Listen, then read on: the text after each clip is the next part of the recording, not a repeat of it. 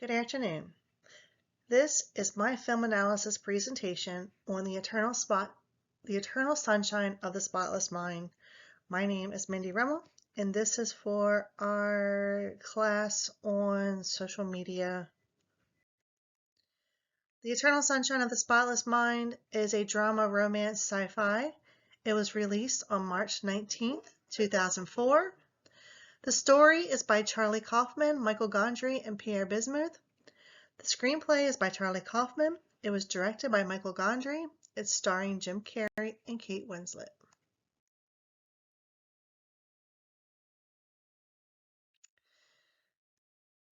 Supporting cast is Kirsten Dunst, Mark Ruffalo, Elijah Wood, and Tom Wilkinson. This film grossed $74 million. It won the Academy Award for the Best Original Screenplay. The American Film Institute named it to its top 10 films in 2004. Kate Winslet was nominated for Best Actress, Academy Award for Best Actress nomination. The Golden Globe nominated Jim Carrey and Kate Winslet for Best Actor and Actress. So let me just tell you a little bit about the characters in the movie. So let's have a little introduction to them. So Jim Carrey plays Joel Barish, who is the boyfriend. He's introverted, just kind of quiet, shy, just different, a totally different character than you would think to see Jim Carrey playing. Kate Winslet, she plays Clementine Kruzowski. Can't remember what her last name was, but she's this quirky girl, different colored hair, just very spontaneous, outgoing character that she plays. And then you have Kirsten Dunst. She plays Mary. Mary is the receptionist at La Suna, which we'll learn about what La Suna is here in a little bit. We find out that she's in a relationship with one of her coworkers, Stan, and she's also had her memories erased also, and we'll talk about that. Mark Ruffalo, he plays Stan. He's kind of like this nerdy looking, kind of punk rock looking technician guy for the company. He's in a relationship with Mary. He's the one who performs the procedures. Elijah Wood plays Patrick. I describe him as the incompetent technician assistant.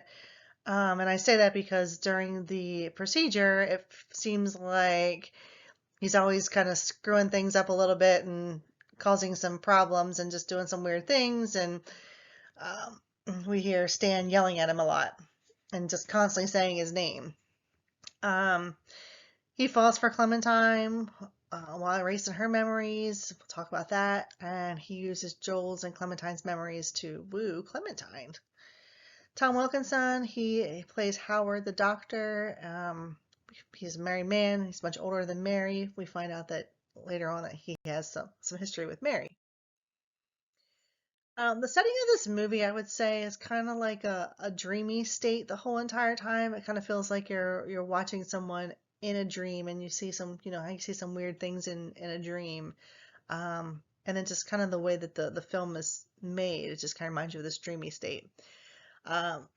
Most of the film is taking place, the setting for that is in Joel's bedroom. Some of it's in the doctor's office. We're at the beach a fair amount of time, and we're catching some glimpses of where Clementine works, her house, where they go on some of their dates, most significant one being on the ice. This was one of their first date, actually, and see them in some restaurants, things like that. So what is this movie about? Basically, Joel and Clementine, main characters, they break up. Clementine has her memories of Joel erased by this company called La Suna, and in response, Joel decides to have his memories of Clementine erased as well. So that's the gist of it, is erasing memories. So how the story begins, we see Joel is getting out of bed, and he decides, as he's getting ready to go to work that day, gets to the train station, and he decides that he's actually going to skip work for the day, and he heads to a beach in Montauk. And then we see Joel and Clementine meet for what appears to be the first time. So he goes to this beach in Montauk. He sees Clementine there. And we know it's Clementine because she has this orange hair. She's pink hair, whatever color it is, and an orange sweatshirt. And then we see them get on the bus together to head back to New York. Um, and the point of this whole scene is we find out later that Joel and Clementine had actually met at that beach originally. Um, so a couple of weird things happen on the bus ride back to New York, and one being Clementine introducing herself and Joel not remembering the song "Oh My Darling Clementine," and we'll talk about that in a minute too. So here he's, as I said, Joel doesn't know the song "Oh My Darling Clementine," um, and Joel sees Patrick while waiting outside for Clementine. So well, they start talking on the bus. They decide to leave together. He takes Clementine back to her house, and while at her house, he sees Patrick. He has no idea who Patrick is, but Patrick comes out to the car and asks him what he's doing there because Patrick is concerned because he knows Joel and Clementine had history, even though what we're seeing appears to be their first date. Um, So then we kind of bounce back to what's really going on in the world today with Joel and Clementine. So Joel goes to visit Clementine at work after they have a fight. And she acts like she doesn't remember him, and we see her actually kissing Patrick, and Joel just leaves. He doesn't know what's going on. And he goes to his friend's house and he's telling his friends what happened, and they show him a letter from Lasuna, and the letter states in there that Clementine has had all memories erased of Joel. So Joel's like, what the heck? And he goes to visit Lasuna himself.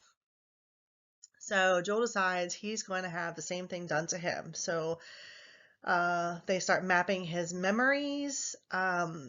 He has to bring in any reminder that he has a Clementine, and they use that to map the memory. So as he holds each item, they can sense where the memory is in his brain, and that's what they're going to use to erase that portion in his brain.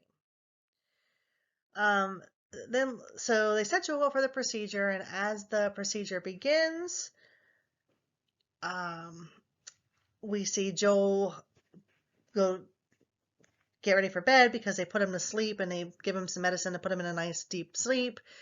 And the procedure begins, and as the going through the procedure, that's when we start to follow Joel through all his memories with Clementine, and we start to get an understanding of the relationship between Joel and Clementine.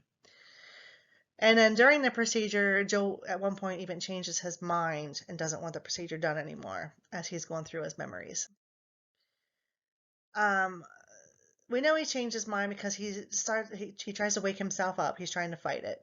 But the big thing is that he's trying to hide the memories of Clementine somewhere else in his mind. So he's taking Clementine to other pieces where they can't find her, things that he did not mention to them as memories of her. And we flash back to the part of him not remembering the "Oh My Darling Clementine" song. That's because that's one of the memories he takes Clementine to, and that as Stan is performing the procedure and things are lighting up, he's blasting those memories and or blasting those lights on the screen that he thinks are the memories, and he blasts certain ones that Joel had that weren't really part of Clementine, but because he pulled her into them. So Joel ends up waking up and just things start going crazy, and Stan ends up having to call in Howard.